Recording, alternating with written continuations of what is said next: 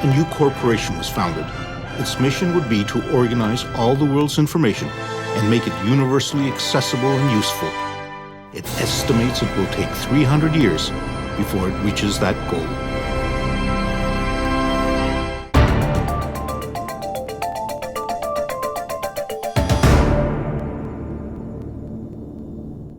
Successful companies start with very audacious goals, and there's no question that the Google organizing all the world's information and making it useful was an audacious goal. And we started with the web, but we see our mission as much more than just the web. We see it as really all of the way we communicate, the way we think, because there's so much of it.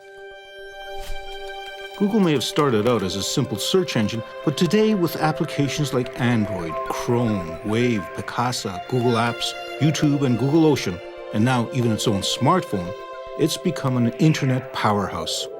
This technological tsunami pours forth almost daily from its development teams located around the world. In the process, Google has become a global vacuum cleaner of digital data. It handles an estimated 20 petabytes of data every day. That's the equivalent of 130 billion photographs or 5 billion songs on an iPod. It also deals with more than 1 billion searches per day, and those searches leave a digital footprint of every person visiting the site. Well, one of the interesting things about Google searches is it really is a database of intentions. It is an incredible collection of what you are thinking any given moment based upon what you're searching for, based upon what you're writing in emails. And any institution who has access to that can have power over you or potentially adversely affect you. Do you know what this might be? Does anybody know what that is? Google founders Sergey Brin and Larry Page. People logging on to Google around the world. Wow, okay. I didn't really realize what it was when I first saw it, but this is what helped me see it. This is what we run at the office that actually runs real time, and every one of those rising dots represents probably about 20, 30 searches. Their ultimate goal is to make Google into an all-knowing entity. So this session is supposed to be about the future. So I thought I'd talk at least briefly about it. And to do the perfect job doing search, you really have to be smart. In fact, the ultimate search engine would be artificial intelligence. And so that's something we work on. It is somewhat ironic that they use an image of the rogue computer HAL from the movie 2001: A Space Odyssey when they are promoting such a benevolent message. Partly, we want to make the world a better place. If I ruled the world, every day would be the first day of spring. In just over 10 years, Google has become one of Silicon Valley's biggest and most unconventional players. In that time, it's cultivated an image of a large but benign presence. That public perception is changing. When Google began to scan and digitize millions of books, authors and publishers responded not with hurrahs, but lawsuits alleging copyright infringement. Not long after Google News was launched, Google became the target of condemnation by the print media, which accused it of destroying their ad business and being responsible for plummeting circulation revenues. But with Google's YouTube site, the music and television industries see a threatening competitor undermining their traditional methods of making money. And when Google started photographing streets, it outraged privacy advocates. Wherever or whatever Google expands into, it always seems to be accompanied by disruption and upheaval. And whenever controversy does arise, Google falls back on a corporate motto that was born out of an early Google employee's aversion to corporate speak. Having come from Intel, kind of had the I don't want to work at a big company idea in the back of my head. And so I was interested in something that would be a little bit more provocative and a little bit more interesting and maybe make people a little bit uncomfortable. And so just sitting there in the meeting, I was just trying to think of something interesting. And so what popped into my mind was just don't be evil. When I came in, I thought this was a joke. I thought that it was just a way of marketing within the company. And then one day I was sitting in the room, and I'll never forget, we're having a discussion about advertising. And one of the engineers named Ron pounds his fist on the table and says, "That's evil." And all of a sudden, conversation stopped. It was as though everyone had jumped around the table and hid underneath it. And all of a sudden, it focused the conversation on whether this particular change was positive or negative for customers. We ultimately did not make the change for that reason. It's not a bad motto, but it's misplaced because it gets increasingly difficult to say that one is not evil when thinking about the scope of different activities that service providers are involved in. It's no longer just search. The search engine Google was born in that hotbed of technological innovation, the computer science department at Stanford University. Larry Page and Sergey Brin met as grad students in 1995. They had much in common. Their fathers were both college profs, and their mothers were scientists. Both were born in 1973. Both grew up with and loved anything to do with computers. Our PhD program is very selective, but it's not like when they showed up the first day, I said, "Oh, this is the smartest person I've seen in my life." Hector Garcia Molina was one of Sergey Brin's advisors, working with him on some data mining problems. The one thing that stood out about Sergey was his age. When I got him here as a PhD student, he was 19 years old. So that was the main thing that stuck in your mind was when you saw him as this just very young kid who knew a lot and was very smart. Sergey Brin, born in Russia, was the math prodigy who loved swimming and gymnastics. Larry Page was the inventor, looking to change the world. At some point, I don't know exactly when, they connected and started working together on the search engine. They created their earliest search engine from off-the-shelf computer components, some of which they begged and borrowed from the university. And after they maxed out their personal credit cards, they came up with some ingenious solutions to their limited finances. And then Larry discovered that he could get a better deal by buying the individual disks without the cases. And they built their own machine, and they got more storage for the same amount of money. With a structure made of toy building blocks and their secret algorithm sauce, which they called Backrub, they cobbled together a revolutionary new search engine. One could immediately see that the ordering of the pages was substantially better than what AltaVista was providing. In the mid-1990s, AltaVista, like the majority of other search engines, looked only at text, ranking the results based on the number of times a keyword appeared. Larry and Sergey's search engine was far more sophisticated, with a mathematical algorithm that looked at the number of links to and from internet sites. The more links, the higher the rank. The first search I ever typed into Google was Canadian exchange rate, and it gave me exactly the right information that I ever could use about the Canadian exchange rate and so on. And I was, I hate to use the word blown away, but I was blown away by the fact that I could find exactly what I wanted so quickly. I think what they realized is that working on it in the context of a university research project didn't give them the scope and the scale that they really needed to make it work. So they said, well, let's take a leave. Let's go off, do a company, get it working, and then we can come back and finish up the research. Larry and Sergey were preparing to leave Stanford to start up their search engine company, which by this time they registered as Google, a misspelling of a mathematical term for one with 100 zeros after it. Meanwhile, they continued to participate in the computer science program. They had presented some work they had done on a search engine, and naturally, given my interests, I wanted to be part of it. Google had its very first employee, Craig Silverstein, a fellow PhD candidate. So there were three of us at the beginning, and it seemed like forever that there were three of us. We cared a lot about culture fit, and there were some people who we refused to hire, even though they seemed technically to be very qualified, because they just did not have the personality to work well with us. The three Stanford postgrad students opened up corporate headquarters in that cliché of Silicon Valley, a garage. The company began to expand. I joined in January of 1999, which was a few months after they had started. There were 4 other people at the company, including Larry and Sergey at the time, and they were renting half a house from someone who was still living there and who is now a vice president at Google. And the computers, everybody was working in offices or in bedrooms, if you will.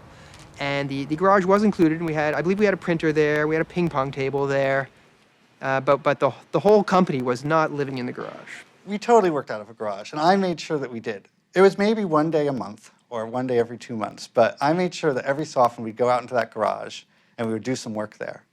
Well, I wanted to be able to tell people times like this that we started in a garage. And so for the record, we started in a garage. It's just in a garage that had rooms in a house attached to it. As Google outgrew its garage, it moved corporate headquarters into a regular office space in downtown Palo Alto. We were in Palo Alto back in those days, which is like a restaurant town. My goal was that we would go to a different restaurant every night. We'd eat out dinner all the time. We'd eat out lunch all the time, in fact. The company was expanding quickly, and soon they moved again. But with few restaurants around this new location, Larry and Sergey decided that it would be more efficient and more cost-effective if they had their own kitchen with their own chef. The one who was chosen had on his resume a stint cooking for the band, the Grateful Dead. They offered me shares in the very beginning, and I was very reluctant. I talked to my dad about it, and I was like, Pop, these guys want me to give them money for these shares in a company that isn't public. And he's like, it's a scam. Don't believe him. Don't you give him a dime. Unlike other search sites, the Google homepage was clean and efficient, free of annoying banner ads and pop-ups. Larry Page and Sergey Brin watched as their search engine Google became more and more popular. But that engine still wasn't translating into real money, and they had no viable business plan to make Google turn a profit. Our founders decided that for the longest time that we weren't going to get into the ad business.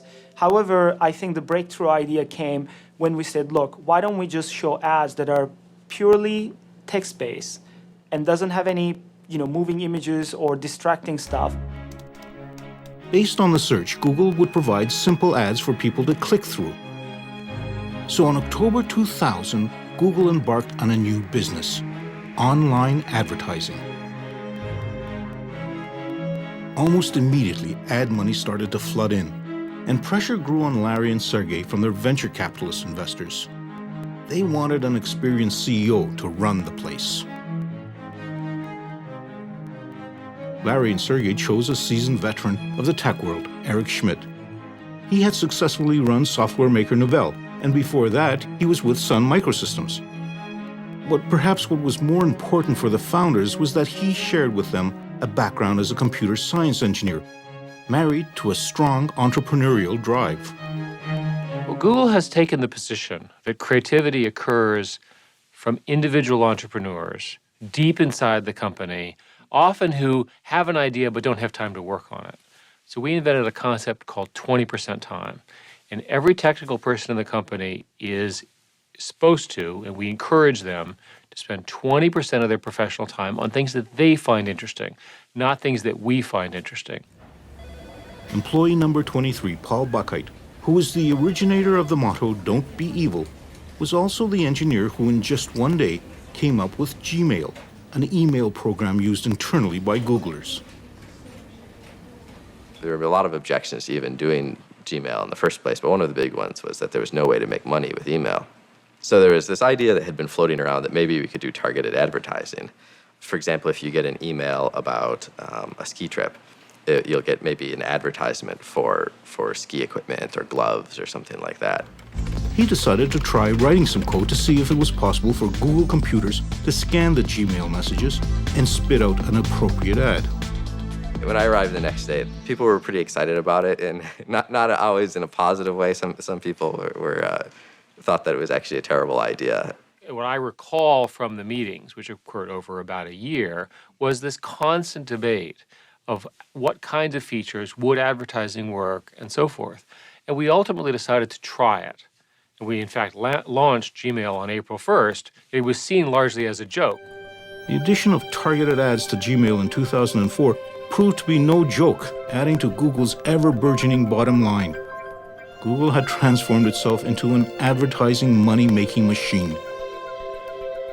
Now, when we talk about publicity, the Google IPO has received more publicity than any other IPO in history.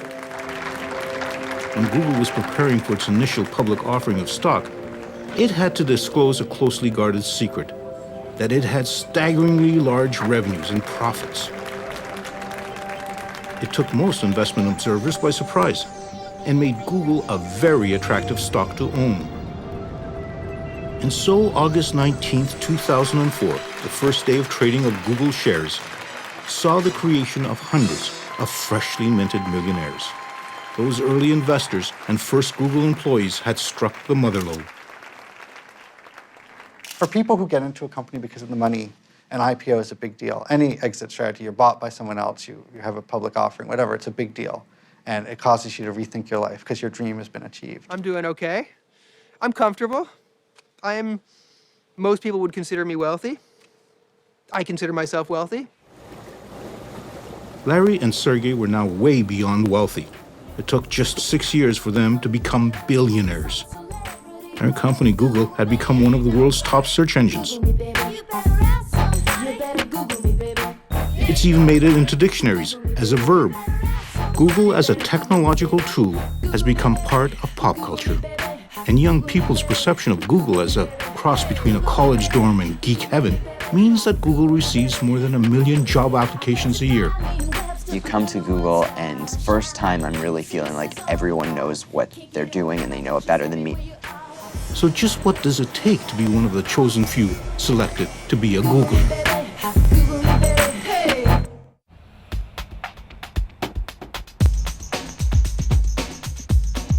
The Googleplex, as it is known by the Googlers who inhabit it, are made to feel that they are the best and brightest, deserving of the complimentary meals, the subsidized masseuse service, the free laundry, as well as the barbershop on wheels. I feel one of the greatest thing about Larry and Sergey, they were really, really smart people and they were brilliant, but I think one of the best things that they've done is they also made sure that they surrounded themselves with the best and most brilliant people that they could find. Google receives more than 1 million job applications a year. However, to join the ranks of some 20,000 worldwide Googlers requires passage through a grueling series of tests and interviews. Rajin Seth, another Stanford computer science graduate, had worked at a number of high-tech companies before approaching Google. I probably went through somewhere between 10 to 15 interviews at the time. And then finally, my last interview was with Larry. And so, literally I just came in one day and actually got to sit down in Larry Page's office and interview with him. And he asked me a bunch of tough questions, and I didn't quite know how I did, but apparently he liked me enough to the point where they decided to give me an offer. Among the most highly prized employees at Google, just after computer science engineers, are new hires called APMs, or Associate Product Managers. A large part of why Google hired associates, like my position, Associate Product Managers, out of school at that point, was to be able to culture these future product managers like myself in the way Google wanted them to behave. Mostly young, recent graduates with incredibly high test scores, they are given enormous amounts of responsibility and authority early in their career. And we're not prioritizing that very hard right now because we don't think it's going to be able to replace the personal start page from day one. Among the most recent crop of APMs is a Canadian, Jeff Harris. The job that I'm actually doing, which is an associate product manager, is kind of designed for people that have a technical background but aren't necessarily interested in coding day to day. So what my job ends up being is communicating with the engineers who do code all the time and kind of just making sure that all the engineers are working together towards the same goal. So I'm just turned 22.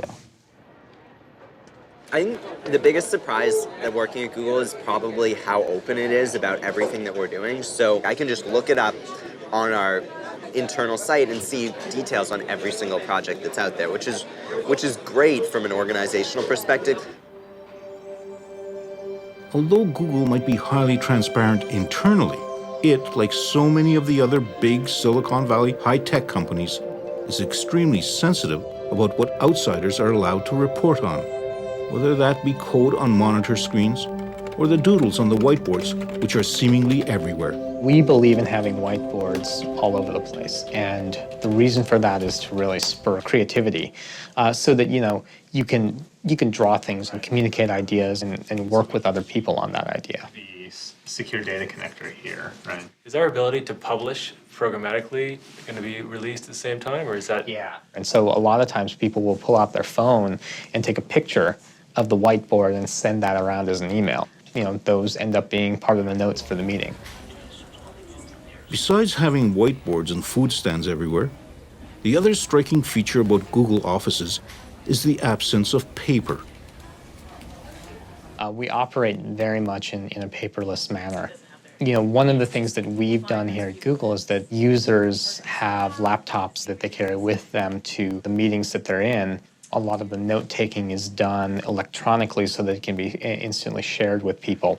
An insatiable appetite for the new and innovative, spanning a wide spectrum of technologies, means Google is constantly on the prowl.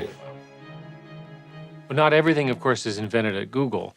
We also have teams looking for great technology in small companies that we can pick up, that we can buy, where they would benefit from the structure of Google. With plenty of cash and stock at its disposal, Google is able to scoop up companies it's interested in. That's how YouTube became a Google product, as did Google Earth and Picasa, as well as a web-based word processing program called Writely. Writely was a word processor in the browser. You just go to it as a normal website and it just works. Google noticed it because we were, getting a little bit of press. Google bought Writely and hired its founders to help develop it further. My experience has been a little bit like I was a kid folding up little paper boats in a stream somewhere, and it was really fun. And, Daddy Warbucks wandered by and said, "Kid, this is great. Here's a pile of quarter-inch thick plate steel and an army of arc welders. Go build me a battalion of battleships." Writely has morphed into Google Docs, a word processor that moves the application and its data from the personal desktop computer to Google's servers. It's a little bit strange. It is strange. I'm definitely, I'm a 42-year-old graybeard now, right? Like, it's kind of, I'm not that old, but here, that's 90th percentile or something. I don't know what it is, but yeah, there's a lot of young engineers here. That it doesn't bother me. I think it's interesting to me. I think everybody gets to this point in their career where things begin to seem obvious. I don't mind the technical culture here. I'm not intimidated by it. I'm very productive, fierce, kind of meat-eating coder when I'm writing code, and they're all afraid of me, so they don't bother me. I wasn't here when they founded it, but my understanding of the founding conception of the culture is they wanted to do things and see things from an engineer's perspective. We do have a lot of P1. From that perspective, efficiency might very well be an engineer's prime directive. Triage on them. Right now I'm looking at the one where you open a text document in Gmail and it gives an error. Most of the teams do this every morning. There's a stand-up meeting. It's meant to be very short. It's about 10 minutes long. You're not supposed to speak for more than about a minute. All right, so I continue unit testing. The pencil is the conch shell from the Lord of the Flies. Remember that? So that's whoever has the pencil is talking. That's why it's a very efficient meeting. It took 5 minutes to tell the whole team what was going on. Another meeting where members of the Google Docs team get to discuss problems is during their weekly Writely walk. I think it's interesting to try to do big things that change the world. I think that's what I like about being at Google. We want to change the world too. We want to do great things. What's wrong with the logarithmic pruning that we do now? The guy was editing for 8 hours and the beginning and the end got pruned. So we're using it. Okay. No, that's cool. That's good. That's cool. You get to deal with tens of millions of users and, big data centers and big machines and big engineering, and it's really fun. For computer geeks, the fun really began in 1977 in a Silicon Valley garage when two college dropouts started a company called Apple and launched a revolution. The personal computer revolution. The power of the desktop computer unleashed across millions of homes and offices around the world changed everything. But now, after more than a quarter of a century of insinuating itself into our lives, the PC has lost pretty well all of its original gee-whiz luster. Google has set its sights on creating another revolution by eliminating the need for desktop computers. It wants to put as much of that data as possible onto its own servers. One of the things I think that's underappreciated is from the very earliest days, including at Stanford, they were great at minimizing the cost for putting together computer systems, and they've carried on that ability to deliver a huge amount of computing power at a relatively low cost. From its beginnings, Google had made it a priority to manufacture as cheaply as possible all its servers and storage facilities to handle its fast search and logging of the internet. And as the internet has grown, so has the need for increased computing capacity. Well, Google builds large data centers. We use personal computer components, and then we build a lot of specialized systems now to deal with the kind of scale that is required. Scale is at the heart of Google. Not only does Google have access to almost limitless computer power, but perhaps of greater value, it has accumulated a massive collection of data. Data that can be used for testing at a scale unseen by most new computer engineers. My office mate and I were just banting around some ideas, and we're talking about something that later turned into something close to Google Bookmarks. And, we did a little bit of math and said, that'll be about, 4 petabytes of data. That doesn't seem so bad. And that sentence, 4 petabytes of data, that doesn't seem so bad, is something that before I had been at Google for a month, I would have been shocked to hear those words coming out of my mouth. That shocking 4 petabytes is the equivalent of 4 million gigabytes, numbers so staggeringly large that it is nearly impossible for mere mortals to fathom. As memory increases in capacity and decreases in price, Google is moving into something called cloud computing. The whole idea behind cloud computing is to go ahead and get everything on their server where the professionals are managing it. The problem today is you've got all your stuff on your computer, you drop it, you break it, you delete it, it's a disaster. Why don't you put everything that's important somewhere else, keep it secure, keep it under your control, it's available to you on every demand, on every device, and everywhere you are. The move to the cloud is ushering in a revolution in how we communicate, how we work, how we play, in fact, how we live. People wonder, what's going to happen to information that is mine personally? It's my bank records, my health records, whatever it is, but I don't control it. It's sitting out there somewhere I have to just trust whoever has it to not do things with it I wouldn't want. Is this move into the clouds opening a back door for governments and corporations to secretly access data about us?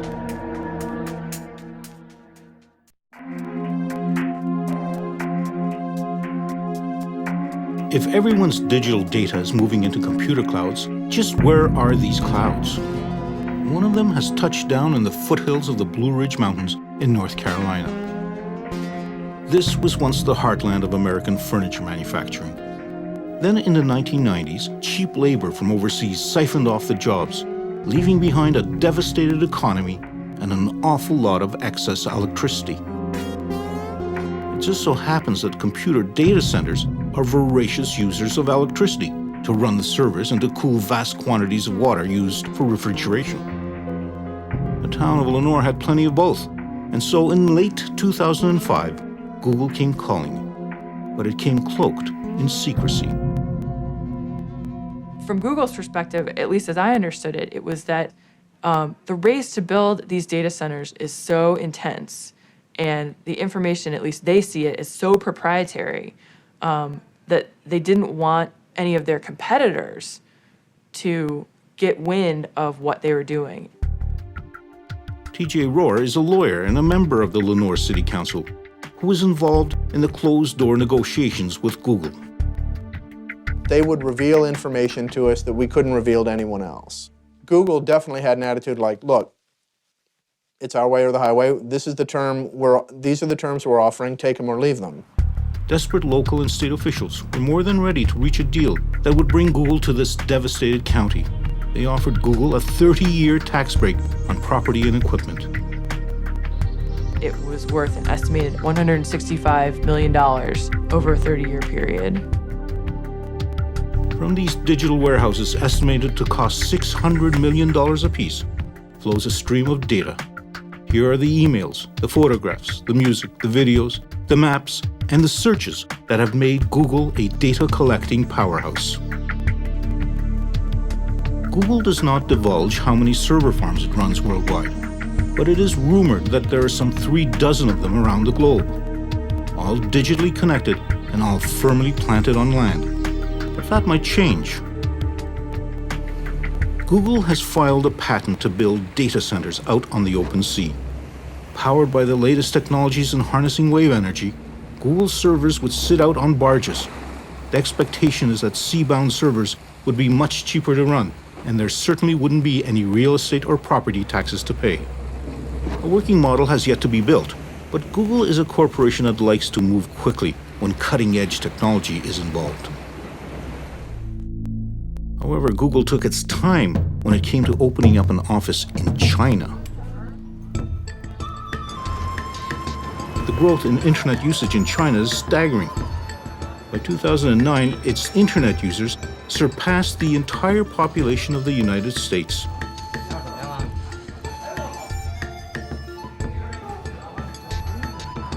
It is an exploding market made more complex by a censorious government. We were late in entering China. We were late because we were concerned about some of their content laws. In order for Google to set up an office in China, it had to agree to block certain sites from its search results. The Chinese government decides who gets past their Chinese firewall. To run Google in China, they landed Kai-Fu Lee, a senior executive at Microsoft, who was once in charge of their operations in China. In 2005, Kai-Fu Lee found himself in the role of Noogler, as new Googlers are called. When I joined Google, I used the word shock to describe what I felt I saw. And I think it's a combination of things. It's a combination of the Google values, and that's just how young and happy this company was. It's my goal to make the culture in the Google China office as close as possible to that of Google Mountain View office. It's impossible to make it exactly the same because the Chinese culture and the American cultures are different. Nothing separates these two cultures more than who is actually using the internet. The average internet user is 25 years old in China versus about 42 in the United States. So the difference is substantial, and the usage patterns is also quite different. The Chinese users, because they're younger, tend to like entertainment, games, music, video, tend to do less of searching and e-commerce. Similarly, when they use the web, they tend to want something that's very busy, very exciting, as opposed to simple user interfaces. The internet cafes are filled with young people, many of whom are here because at home they would be forbidden to play these games and movies. What it seems is not forbidden, either here or at home, is downloading pirated music. We noticed that most Chinese users on the internet download pirated or unlicensed music through other search engines. And that's become a habit, and I think most users find that to be an entitlement. So our efforts to try to build perhaps a paid per download or even a subscription service ended up with a clear conclusion they would never take off. A Google engineer and a product manager used their 20% time to come up with Google Music, a free music download that has the support of the major record labels. So we hope we found the formula that will not only be successful, popular, but also profitable for record labels and for our partner and for us. While the Chinese government appears to tolerate the pirating of music, it seems to show less patience for Google, recently accusing it of spreading pornography. Google is registered in China, so we have to follow the Chinese laws. Whatever the laws. Well, our employees are Chinese citizens. They would have to follow the Chinese laws wherever they work. Following Chinese laws meant that Google searches from within China for such things as Falun Gong, Tibet independence, or Tiananmen Square protest produced quite different results from those that appear on screens outside of China. And that's how it operated for 4 years. When in January 2010, Google announced that it would stop censoring its search results due to a major cyber attack originating in China, targeting Google's intellectual property and the Gmail accounts of Chinese human rights activists. While China insists that its laws must be obeyed, Google warned that if discussions with the Chinese government to operate an unfiltered search engine prove unsuccessful, it could shut down operations in China. However, there were no discussions with the government of the United States when shortly after September 11, 2001, it passed legislation that gave itself broad surveillance authority, allowing itself unprecedented access to people's digital footprint. And these powers are quite broad now. They range from getting access to credit reports on individuals, to gaining access to their communications data, to more broadly being able to send a letter to any data holder and say, please reveal all the information you have about this person and don't tell them, and don't tell anyone. This is the idea of the National Security Letter. At the Electronic Privacy Information Center in Washington, D.C., Director Mark Rottenberg is concerned about the new digital information that's migrating to the clouds of computer server farms. I'm not saying that the government shouldn't get access to that information under appropriate circumstances. In fact, in some instances, it's vital to pursue wrongdoing and criminal investigations. But we need oversight, we need accountability, we need transparency. And the problem with cloud computing is it's going to make it much easier for government to engage in this type of surveillance secretly without people knowing that their personal information, their business records are being turned over. I've asked people at Google to simply report statistics on how many subpoenas and warrants they get every month. They don't have to say anything else. They don't have to say what the subpoenas and warrants were about. Just a number. How many do you receive? But they didn't like that suggestion and rejected it out of hand. As the Google juggernaut plows ahead, digitizing everything in its path, it accumulates new adherents. The city of Washington, D.C. has opted to wean itself off Microsoft Office and switch to a collection of Google applications. Google's offer of a cheaper, more secure, and more collaborative life in their cloud proved just too enticing to turn down. The trust issue is central to our whole brand. If Google were to violate someone's trust, the press, of course, would kill us, and all of a sudden people would withhold their information, they'd stop searching, our revenue would go down, it'd be a terrible thing, terrible for our company, terrible for them. So we take it very, very seriously. Some people don't trust this naive altruism that, we're really trying to make products that make users better. They see, some sort of agenda that we're trying to control the world or whatever they see.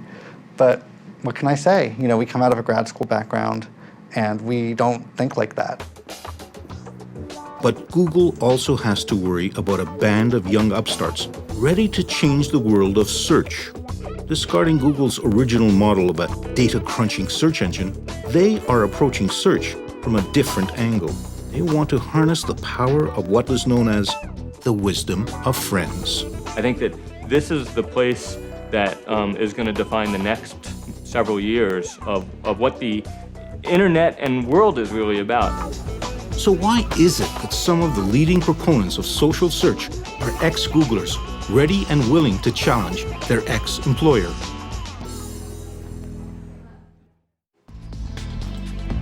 With almost 20,000 employees worldwide, Google is beginning to see some of its early hires leaving for what they see as the next big thing. In a down-market district of San Francisco, an internet startup has an abundance of Google corporate DNA. Several of its founders are ex-Googlers. But their company Aardvark wants to go beyond Google and transform search itself. We like to call it social search. It's the notion of you're really searching for the right person in the moment. And it's not that you want to know their bio, it's that you really want to interact with them because they know something that will help you in your moment. Sometimes it's not really written down on a web page, but someone out there really does know the answer. And we all have social networks. Aardvark is basically a utility that lets you tap into that.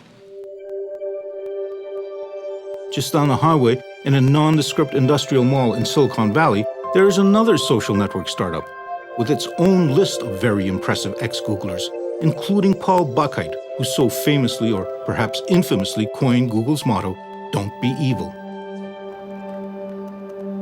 Their tiny company called FriendFeed is developing a new social network service that shares and keeps track of what friends are listening to, reading, and posting on the web.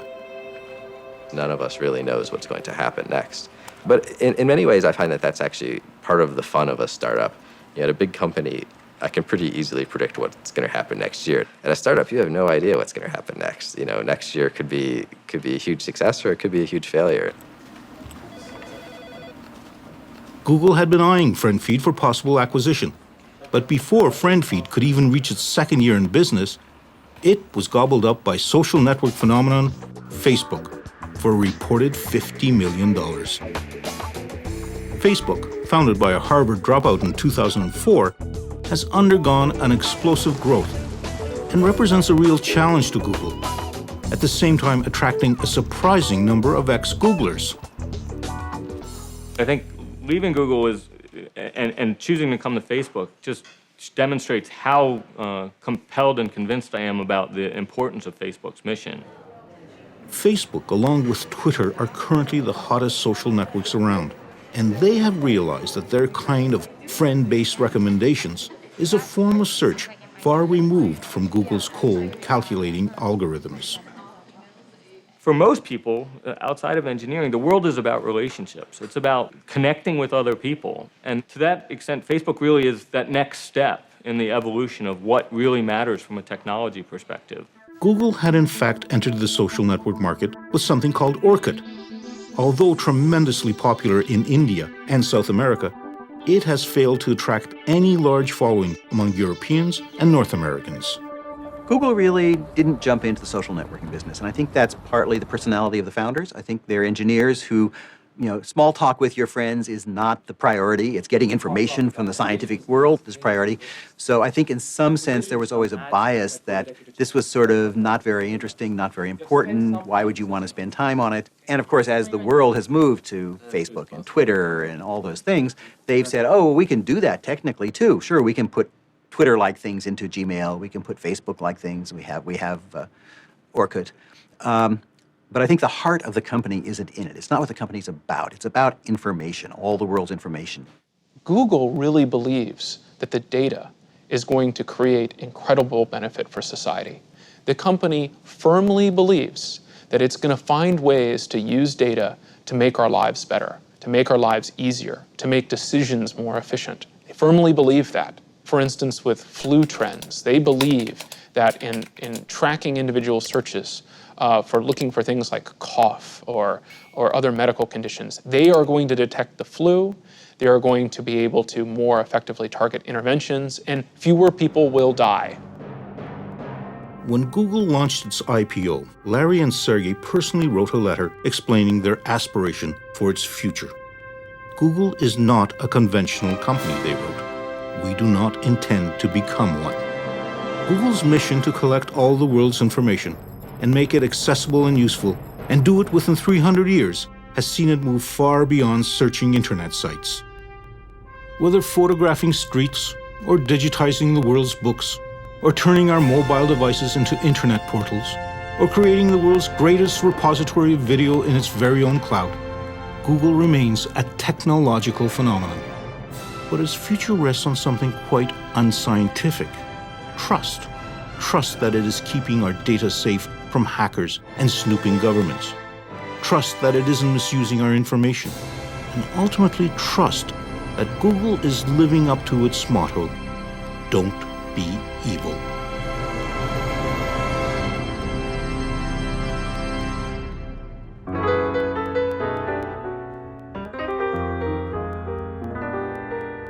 If I ruled the world, there'd be happiness that no man could end.